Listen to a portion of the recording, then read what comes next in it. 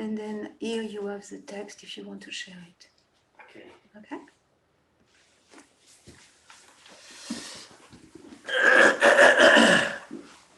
Hare Krishna.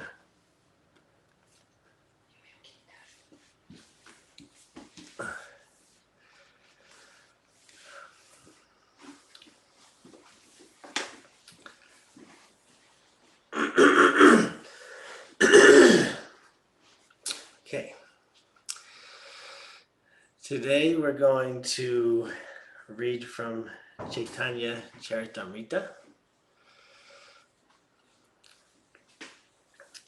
Jai Jai Shri Chaitanya Jaya Nityananda Jaya Dvaita Chandra Jaya Gora Bhakta Vrinda Jai Jai Shri Chaitanya Jaya Nityananda Jaya Dvaita Chandra Jaya Gora Bhakta Vrinda Jai Jai Shri Chaitanya Jaya Nityananda Jai Dvaita Chandra Jaya Gora Bhakta Vrinda Jai Jai Shri Chaitanya Jaya Nityananda Jai Dvaita Chandra Jaya Gora Bhakta Vrinda Jai Jai Shri Chaitanya Jaya Nityananda Jai Dvaita Chandra Jaya Gora Bhakta Vrinda Jai Jai Shri Chaitanya Jaya Nityananda Jai Dvaita Chandra Jaya Gora Bhakta Vrinda.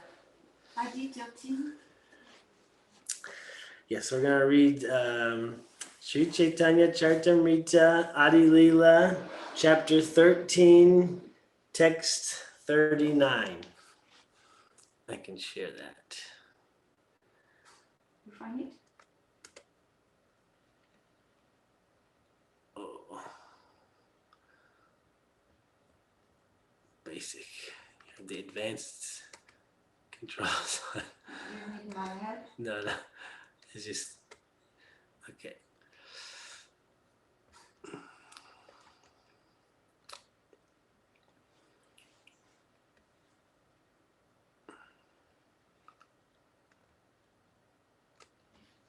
Okay.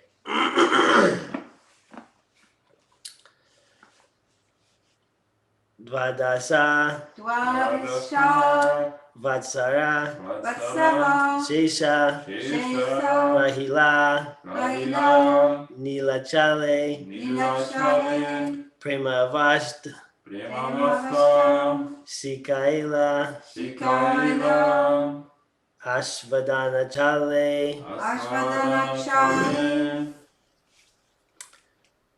Do I do the whole thing and then you repeat, or do I do one line and then you repeat? Usually we do one line. Dvadasa Vatsara Shesa Rahila Nilachale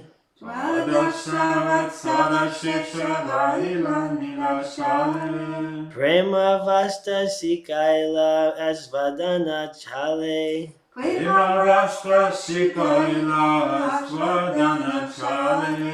Dvadasa Vatsara Shesha Rahila Nilachale Prema Vasta Sikaila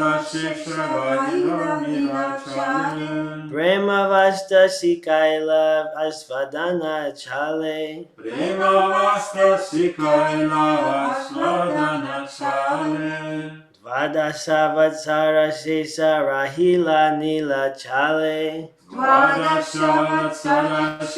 Chale Dvadasa Vatsara Shesha Rahila Nilachale Prema Vasta Sikaila Asvadana Chale Dvadasha Vatsara Shesha Rahila Nilachale Dvadasa Vatsara Shesha Rahila Nilachale Prema Vasta Sikaila Svadana Chale Prema Vasta Sikaila Asvadana Chale Dvadasha Vatsara Shesha Rahila Nilachale Dvadasa Vatsara Shesha Rahila Nilachale Prema Vasta Shikaila Ashvadana Chale Prema Vasta Sikaila Asvadana Chale.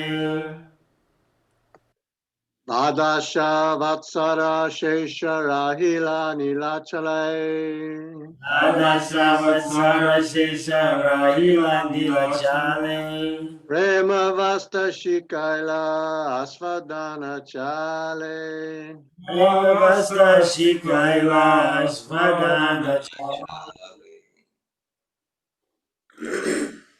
Dvadasha Vatsara Shesha Rahila Nilachale Vadasha Vatsara Shesha Rahila Nilachale Himavasta Shika Ila Asvadana Chale Prema Vasta Shikaila Asvadana Chale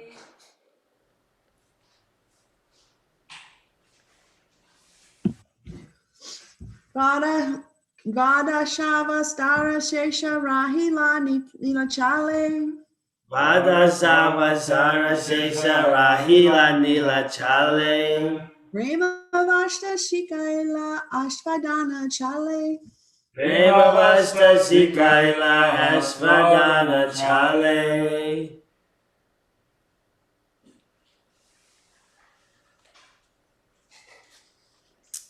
Dvadasha, Dvadasha. 12. 12. Vatsara, Vatsara. years. Years. Shesha, Shesha. balance. Balance. Rahila, Rahila. remained. Remain. Nilachale, Nilachale.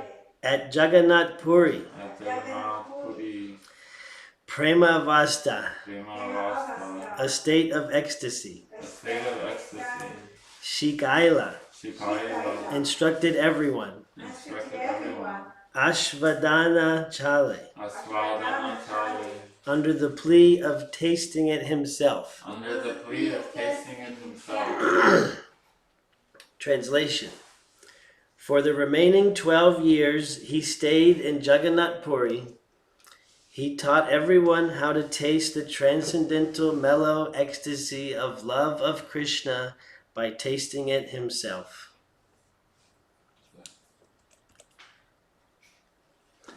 Purport by His Divine Grace A.C. Bhaktivedanta Swami Prabhupada. A person who is advanced in Krishna consciousness always feels separation from Krishna because such a feeling of separation excels the feeling of meeting Krishna.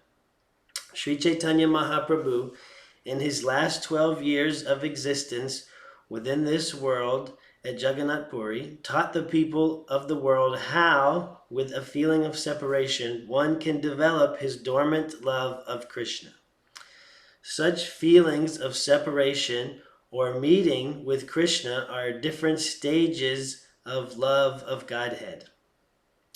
These feelings develop in time when a person seriously engages in devotional service. The highest stage is called Prema Bhakti, but this stage is attained by executing Sadhana Bhakti. One should not try to elevate himself artificially to the stage of Prema Bhakti without seriously following the regulative principles of Sadhana Bhakti. Prema Bhakti is the stage of relishing, whereas Sadhana Bhakti is the stage of improving in devotional service. Sri Chaitanya Mahaprabhu taught this cult of devotional service in full detail by practical application in his own life. It is said, therefore, Apani Achari Bhakti Sikaimu Sabare.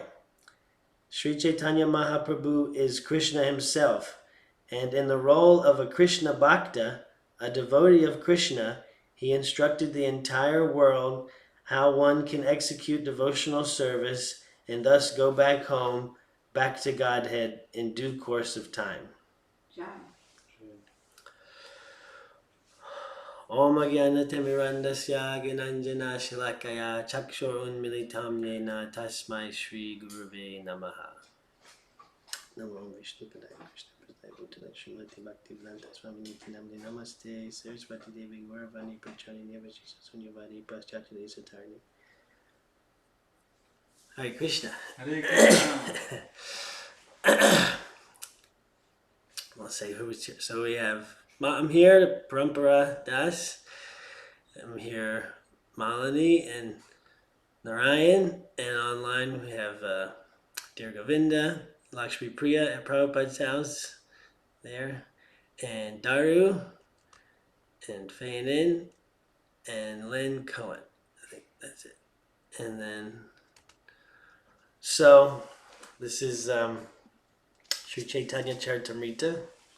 That's the biography, life study of Lord Chaitanya, and this is like a summary of his life.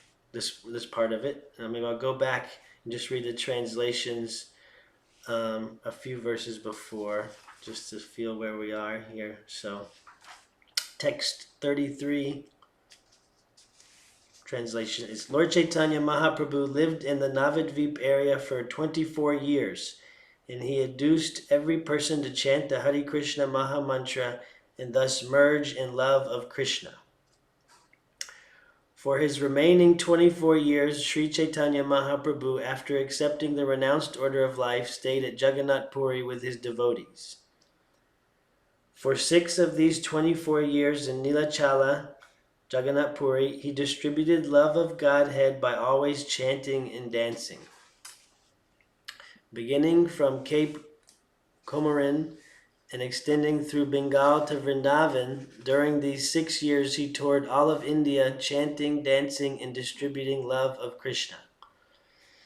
The activities of Lord Chaitanya Mahaprabhu in his travels after he accepted sannyas are his principal pastimes. His activities during his remaining 18 years are called Anchalila, or the final portion of his pastimes. For 6 of the 18 years he continuously stayed in Jagannath Puri. He regularly performed kirtan, inducing all the devotees to love Krishna simply by chanting and dancing. And then the verse that we have today. For the remaining 12 years he stayed in Jagannath Puri. He taught everyone how to taste the transcendental mellow ecstasy of love of Krishna by tasting it himself. And then it goes on to describe really elevated ecstatic states of this prema bhakti that Prabhupada is speaking about in the purport. Very ecstatic and heightened, elevated states of consciousness, stage of consciousness of prema bhakti. But Prabhupada is, I can stop this share. Prabhupada is emphasizing here, before he goes there, so he's giving this summary, and before he goes into those ecstatic states, he makes it very clear that that to attain that stage of prema bhakti is by executing sadhana bhakti. Hare Krishna. Rohini is here. My good wife, Rohini, Devi Dasi. And so this feeling, because Prabhupada described it, it's a dormant feeling. One could develop his dormant love of Krishna.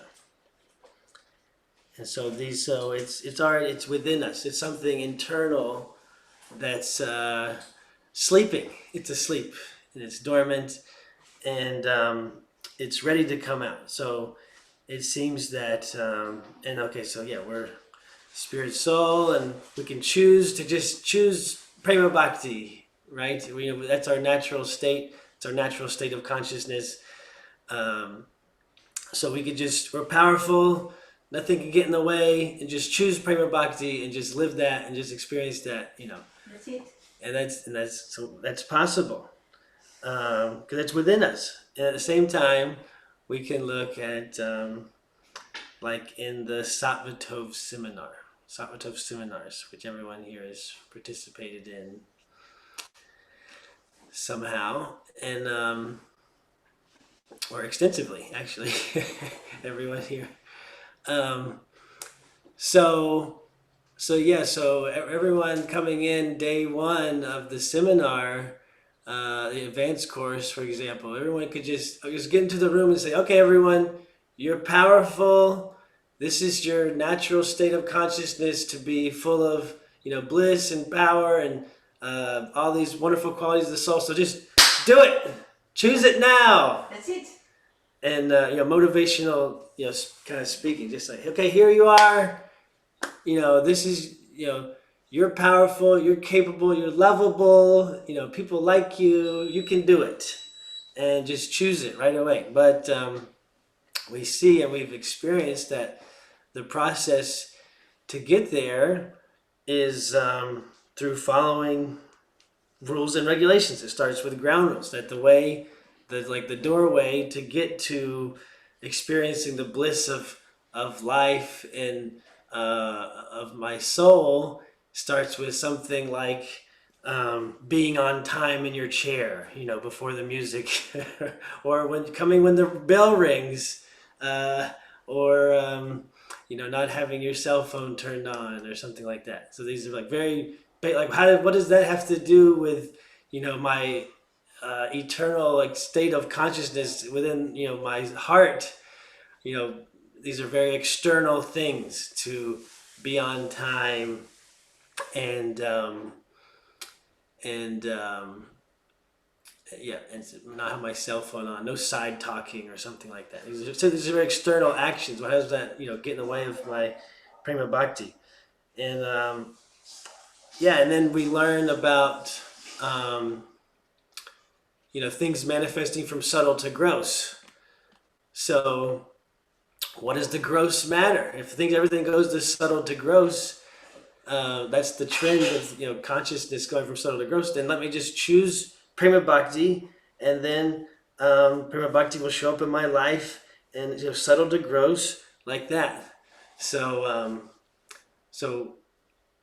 what's all this focus on external things or these kind of gross things?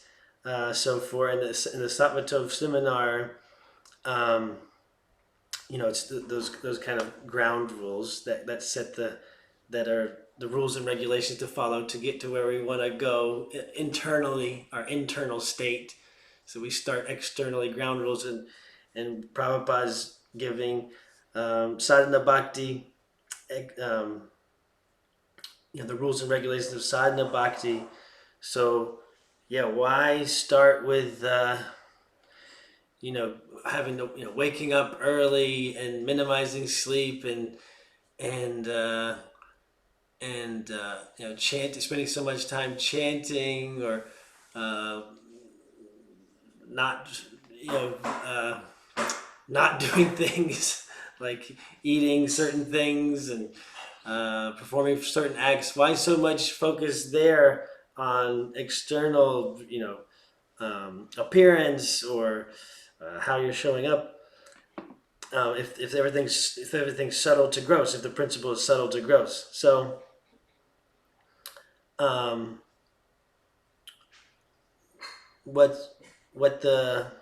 so we do, that is true, that things manifest from subtle to gross, that the soul, that we that our environment is a reflection of our consciousness, and our gross, in the seminar David gives the example, what's our, if you want to see your intention, your internal intention of your finances, then look at your bank account. That's the gross,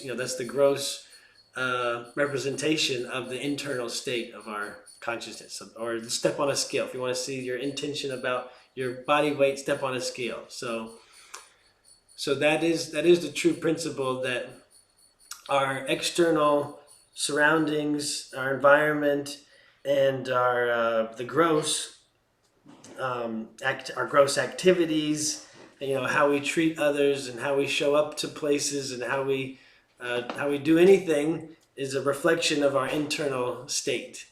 So that's true. And then at the same time, there's the complementary side of that is that a different environment, a different external and gross activities can create this space for that internal, our natural internal process or internal transformation, internal shifting, growth, movement, purification, like that. Because just like the seed is powerful, the seed of the oak tree, just from a tiny seed, but this huge oak tree lives for hundreds of years. So it's very powerful. And at the same time, it needs the right conditions. It needs the right environment, and the sun and the soil and nutrients. So it needs the right entire environment to really flourish. So the externals are important, and we've experienced that. We've experienced that with Krishna consciousness, and we've experienced it with Sappatov seminars. And so you could say, so whether it's like the principle of principle of stretching ourselves. So we commit to some action, some external thing. It could be even a change of dress or change of appearance, or some big action, some actions to take. That's a kind of external action. And so this is the principle of action leading to insight. Action leading to insight. And the other side of that is insight leading to action. That's more the subtle to gross. But there's also the principle of action leading to insight. And so what we can say, so if we find ourselves making a big dramatic shift in our external, in the gross appearance, in our gross manifestation of our lives, we commit to some external structure, that's still coming from inside. It's still internally driven. It's still subtle to gross, because we're choosing, Hare Krishna, we're choosing to commit to some external structure that's coming from within. So this principle of subtle to gross could be challenging, or it was challenging for me to think, okay, if the ultimate principle is subtle to gross, then why does the gross have so much effect on the internal?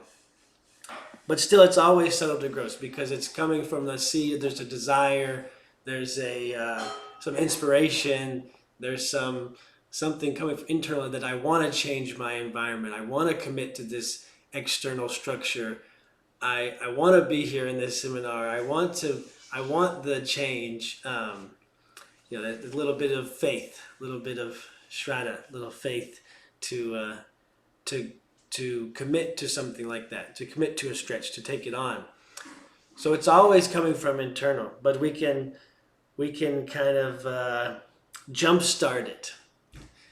We can kind of maximize that principle of things going from subtle to gross, and letting the dormant love of Krishna, or the dormant qualities of the soul, they're always there, coming out, and we're in a process of purification. And we can jumpstart that process by committing to an external process, something more gross process like that, like the 4 regulative principles that Srila Prabhupada gives of no meat eating, no illicit sex, no gambling, and no intoxication, and chanting 16 rounds of Mahamantra Japa. Then that's like a jump start to get to this stage of prema bhakti, because maybe one day we'll stumble into prema bhakti, or we'll naturally purify ourselves. It could happen, or we just choose it. We get strong enough where we can spontaneously be in prema bhakti.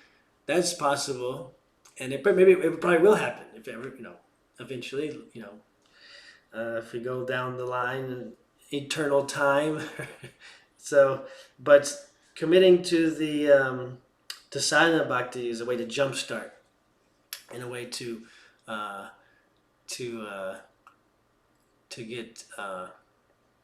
to steadily approach these high stages of consciousness.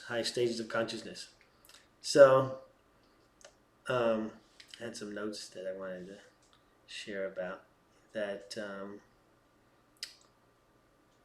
So I was going to give this class my birthday, December 12th, 1985. Then I was sick, so I didn't give the class then. But there's a couple things that I wanted to mention is that so these things kind of all line up for me, taking birth. It's a stretch. That's an external process. So taking birth, taking initiation to Srila Prabhupada as disciple and follower of Srila Prabhupada. That's a second birth. It's another birth. And then the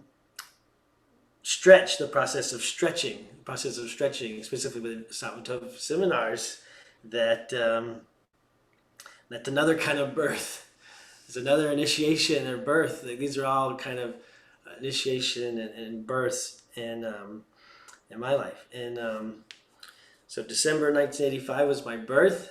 I know also December 1985, I think, was Dear Govinda's initiation. Is that right? That is correct. Yeah, I received first formal initiation in December of '85. That is correct. In Ra'anana, Israel, outside of Tel Aviv. Hare Krishna.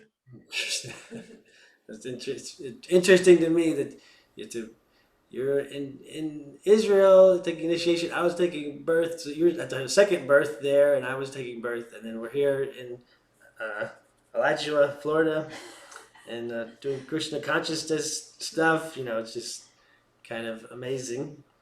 And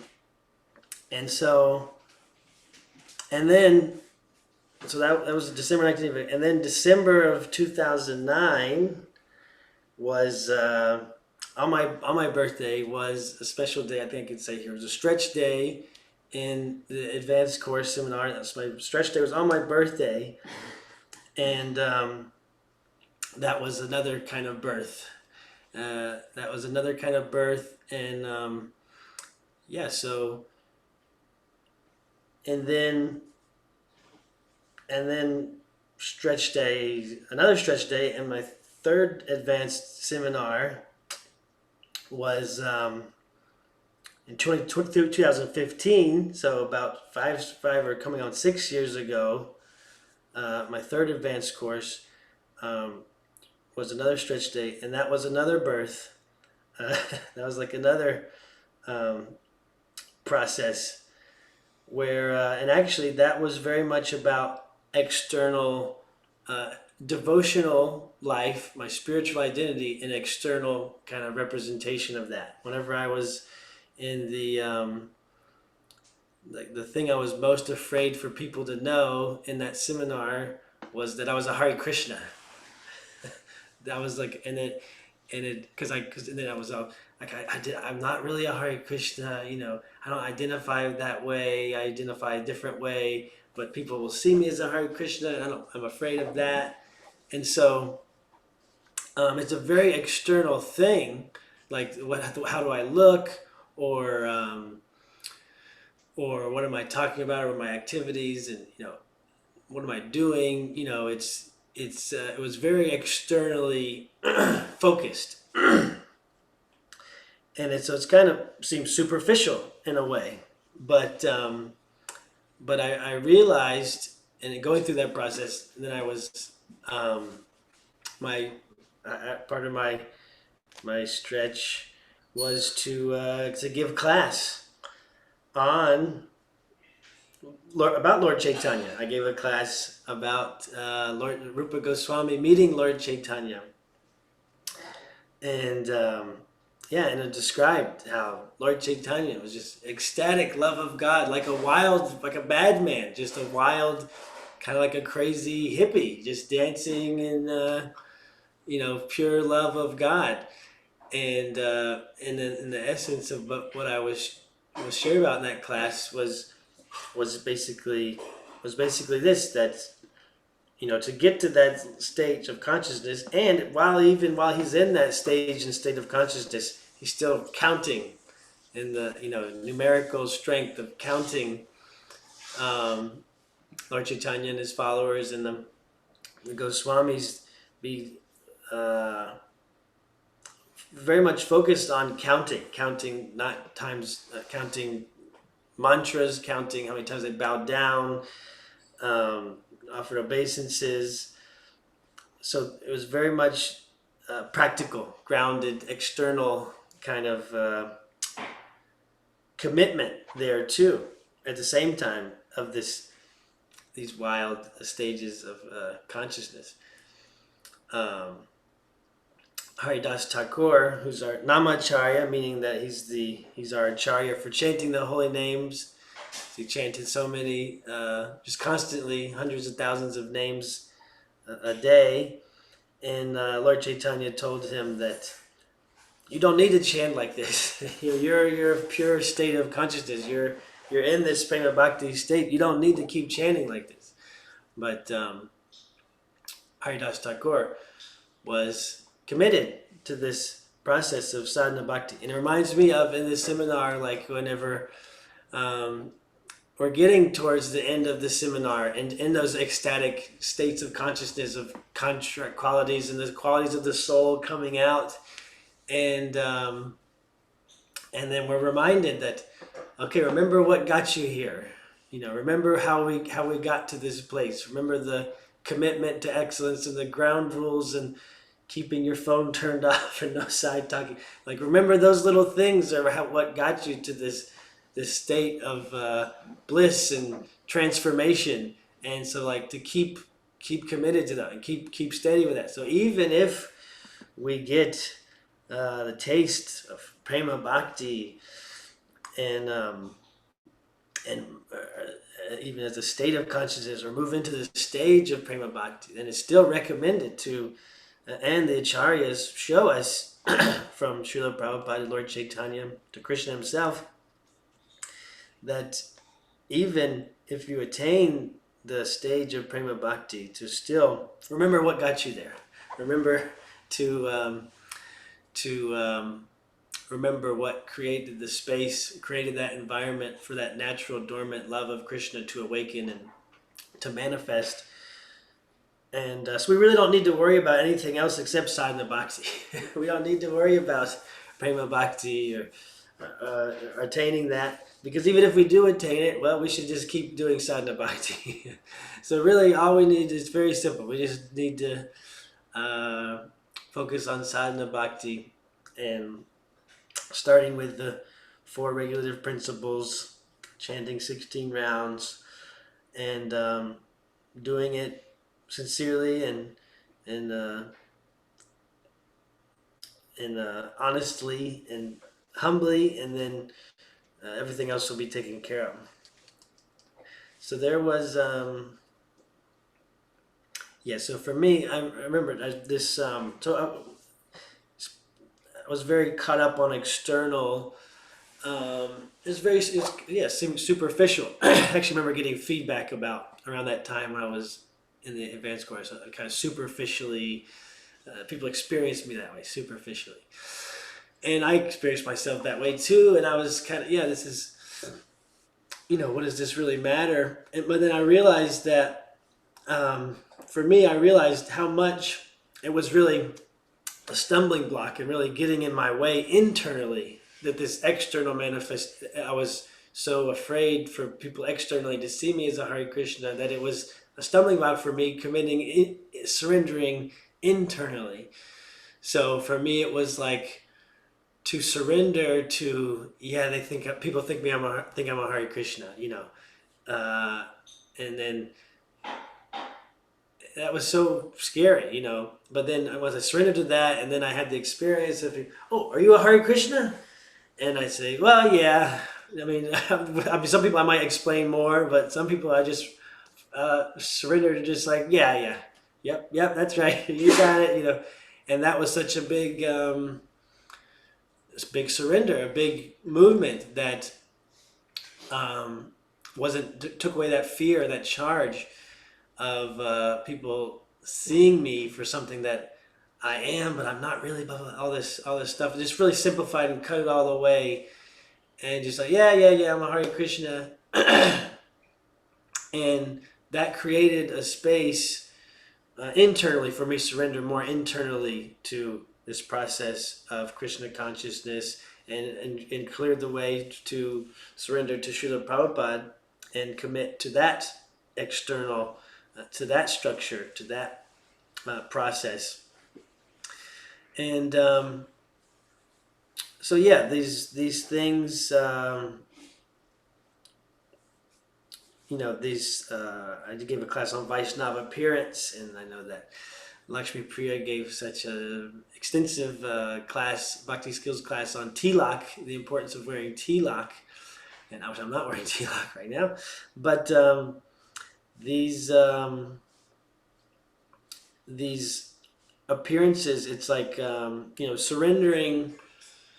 It's all about surrender. So surrendering to an external structure, surrendering to a schedule, surrendering to commitments, surrendering to a way of dress, a uniform, surrendering to an identity or whatever, kind of giving up. Whenever we surrender, we give up something else. We're surrendering to something else. We have to let go of something that we had a plan or identity or what we had going on, and we surrender to something else. Like on a battlefield, I'm fighting for this team, this country, and I'm gonna win. And then we surrender. We give up that fight.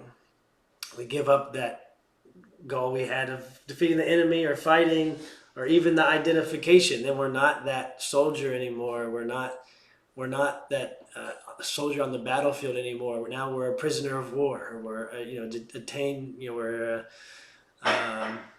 We're detained.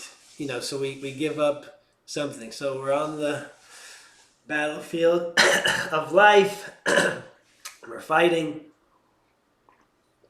We have this identity of who I think I am, and what do I want to do in life, and what do I want to be, and then so we need to kind of if we want to get this stage of the dormant love of God actually manifesting and showing up in our lives, then it's like we have to surrender that battle, surrender that fight, give up that attachment, give up that identity, give up that fight, surrender your weapons, surrender the weapons. Maybe the weapons are, a certain way of dressing, a certain way of appearing, a certain way of talking, a certain way of relating with people, whether we're guarding ourselves or we're subtly attacking others or judging others. And so we have to give up those weapons that we're using to do those animal activities: eating, sleeping, mating, and defending. So whatever weapons that we've had in our battle of trying to survive and eat and sleep and mate and defend and live our animal life, then we need to surrender and just become a prisoner of Krishna, prisoner of Srila Prabhupada, and give up that fight. And it can help, like I said, to surrender to external, seemingly external process or even appearance or identity or label. I mean, we want to step out. We don't want to be boxed in by a label or. At the same time, I know it was healthy and good for me to be like, I'm a Hare Krishna. Like that's not where I don't. That's not maybe ideal for everyone or the highest taste, but for me, it was a step in my process to just be like, yeah, I'm a Hare Krishna, because there was so much fear and avoidance and attachment wrapped up in that. So, and it was a way it was surrendering an old label too, because I'm not a Hare Krishna. No, those people, So it's like surrendering that label of I'm not that, and just real. If people see me like that, then it is what it is. And so yeah, so that's these. So we stretch to manifest our qualities of our soul. We may commit to some action or external process or plan of action. And in the process of doing that action, then we are, we get to experience and access inner transformation and inner, our inner qualities. And we commit to these regulative principles and chanting 16 rounds, counting things and schedule, dealing with scheduling and waking up and regulating our behaviors, kind of externally, and that facilitates creates the space for the dormant love of Krishna to manifest, for the Bhakti Lata Bij, to the seed of devotional service, seed of bhakti to grow, and it creates the right conditions. And just as the ground rules, committing to certain ground rules of the road, right? Rules of the road help us to reach our destination. I think that's about all that I wanted to say about that. Hare Krishna. Any comments or questions or sharings?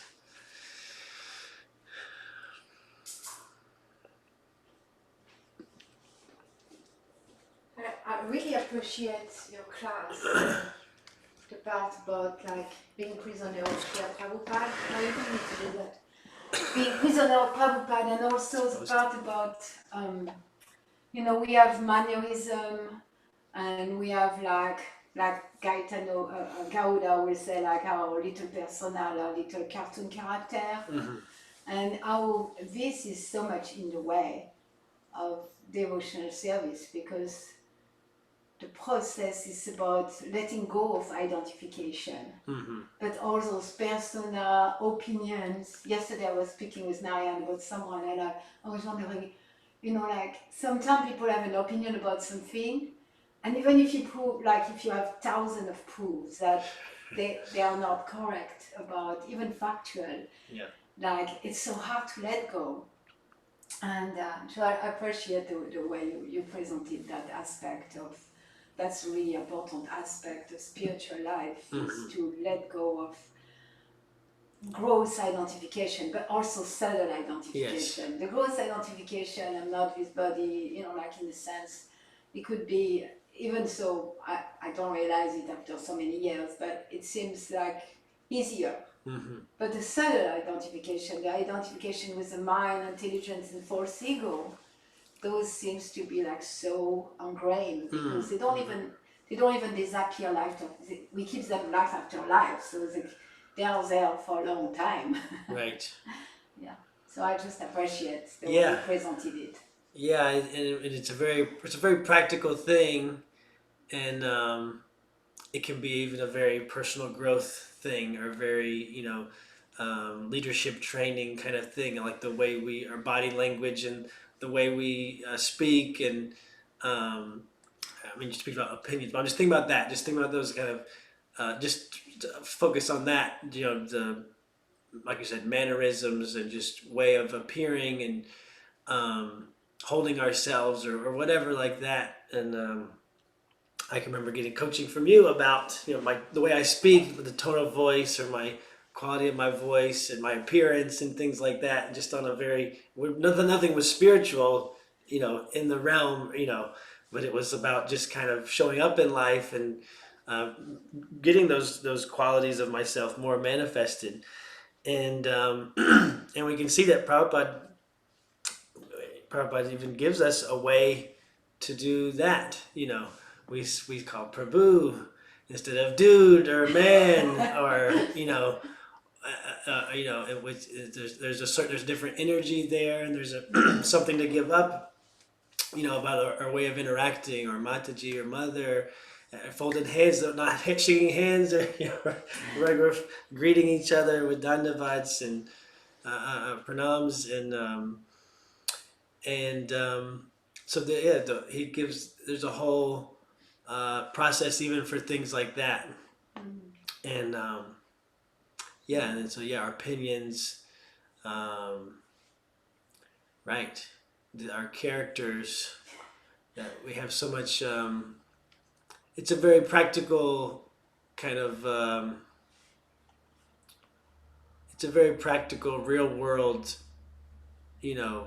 stumbling block that gets in the way of spiritual life. It's just like, because if you would speak to anyone about communication or relationships, then these are important. Not being willing to let go of a position or enter the other person's world, or being able to take new information and not be stuck in your own position, and being willing to hear new information and change your mind. Like pretty much anybody in the world who like humanitarianism or anything like that, like that's an essential part is Or the ism. huh Or the ism. all the isms, any ism, any real world, leader or community building, or in a corporate structure like this. This is an important process to go through, and so just same for spiritual life, same for spiritual community, spiritual relationships, and spiritual organization, or spiritual relationships that we need to be willing to give up and surrender some of these ways of being that aren't conducive for real, genuine exchange of energy, and creating that space for the dormant love of Krishna, dormant love of God, and the qualities of the soul to manifest. We need to be willing, at least willing, to give them up. I appreciate how you brought up, like, in fact, the rule and regulation, but also the lifestyle. How our lifestyle is so connected with our false identification. And by being willing to let go of a lifestyle, for example, what you said, like calling each other Prabhus instead of Jude. Yeah. Or like, doing the dishes in a certain way, cleaning our body in a certain way. And the more we bring those things that are different than our conditioning, the more we have an opportunity to recondition ourselves to something that's conducive for remembering Krishna. Right. Yeah. Yeah, the higher taste principle, or replacing a destructive habit with a productive habit. And so any pretty much any habit, Prabhupada gave a system and gave a structure that pretty much whatever we were doing, he has a better way of doing it. So if we're at least willing to to try on and follow the process, the way he gave it, and as much as possible, as much as we're willing to, then pretty much we're going to be finding a better way to do things, a better way to show up in life in a way that also there's meaning to it, and there's something connected. Like, speaking Prabhu, it's not just another way to address someone. It's also, there's an energy, there's a consciousness, master, submitting, humility, surrender, and the same thing with the dishes. With doing the dishes, there's a surrender, there's a simplicity, there's a humility there. That it's not just about me, it's not about mine. Let me put Krishna's dishes are over here, and so there's always purifying. The process is itself purifying. Someone else? Len's hand is raised. Okay, yes. Not familiar with the hands. Len, please. Yes, Patrick, I just wanted to appreciate your courage and your vulnerability, and just, I think giving class is a bit of a stretch. I know it would be for me. And so I admire your willing to take that risk and to lay yourself bare and reveal some of your vulnerabilities there. And I really get that you know, your transformation from giving up all your old ways, your old comfortable ways, and your old habits that you've been ingrained in, and trying and changing, making this huge transformation in your spiritual life and in your material life also is just not easy to do. And but I admire your willingness to make that transformation and to, you know, be honest and open about it and how difficult it was, Yeah. some of the aspects of it, and share that with everybody out here. So just wanted to acknowledge your courage and your willingness to stretch and take that risk, and I get that. Thank you. Hare Krishna. Yeah, it was a stretch. Did feel a stretch to be here today. That's what I mean. Yeah. Thank you. Hare Krishna, Parampara Prabhu, thanks for your class. I'm inspired by what you spoke. I'm reminded by some of the themes you spoke about. Three days ago, I was giving an introduction to a group coaching, an online group coaching group, and I expressed it's important that we seek out and create association for the purpose of becoming independent of association. Hmm. And that, for me, that I just very much connects with sadhana bhakti, prema bhakti. That yeah, you might, because someone might say, oh, association, that's an external, but love of God, love of Krishna is in our heart, and that's all true. And at the same time, yeah, that's it. So it's like that, because there's the platform of, in ignorance we don't make distinctions, and we just wander around and get more and more entangled in the modes of nature. And then to progress, it's vital to make distinctions guided by a master in the process. So as you said, in every sphere of life, wherever, to whatever extent we want to embrace, Prabhupada's giving us distinctions, language. So there's this, yeah, this sort of external association is going to support me to cleanse my diamond of consciousness, to transform. And sure, as you also, that was there in your class, it's in the purport, that sure, that when we're really rigorous in making distinctions, our consciousness comes to the point where we don't need to make distinctions, because we're truly experiencing Krishna everywhere and love of Krishna everywhere. And you know, like Srila Prabhupada, he was there in the place of the most amazing association in Vrindavan, and you might say he left that good transcendental association to come where there is no Krishna consciousness, no devotees, but he's always associating with Rupa Goswami and Lord Chaitanya and Srila Bhaktisiddhanta. And so when he comes to Pittsburgh or New York or Florida, he's seeing everyone, he's realizing everyone's a devotee of Krishna, and he's just awakening their connection with Super Soul in the heart. So just as our current Linkacharya example of someone who he was at the point where for his prema bhakti he didn't need to make distinctions, and he's going and sharing Krishna consciousness, and he's inspiring us to awaken to yes, let me follow these ground rules to progress on some meaningful path of human life. Hare Krishna. Thank you.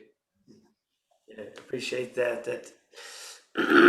There's not making distinctions in ignorance, in the mode of ignorance, which is just maybe confusing or for some could be confusing transcendence Yep. with it. That, oh, I'm not making any distinctions. Distinctions about how to associate or where to associate, or distinctions about activities or behaviors or ways of being, and just everything's good, everything's God, or just completely ignorance of just nothing matters, atheism or something. But so there's that platform of not making distinctions, and then there's transcendental, like the stage of prima bhakti, not needing to make distinctions. There's inside the bhakti we need to make distinctions, and we need to make distinctions about this thing, whether to take this or not to take this, accept this or reject that, or how to engage with this person and how to engage with this situation. We need to make distinctions, and then in the highest stage of prema bhakti, there's no need to make those distinctions, and we see that our acharyas still do make the distinctions, or at least give us the example, or show us how to make distinctions in our sadhana bhakti.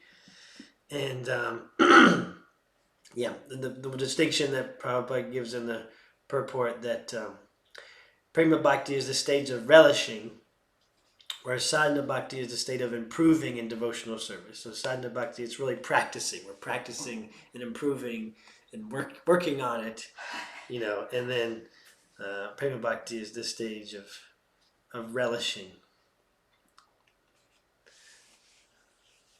Hare Krishna. Anyone else?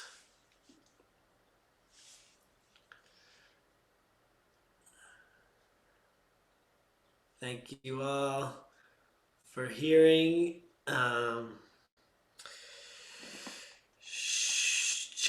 Chaitanya Charitamrita ki jai, Srila Prabhupada ki jai.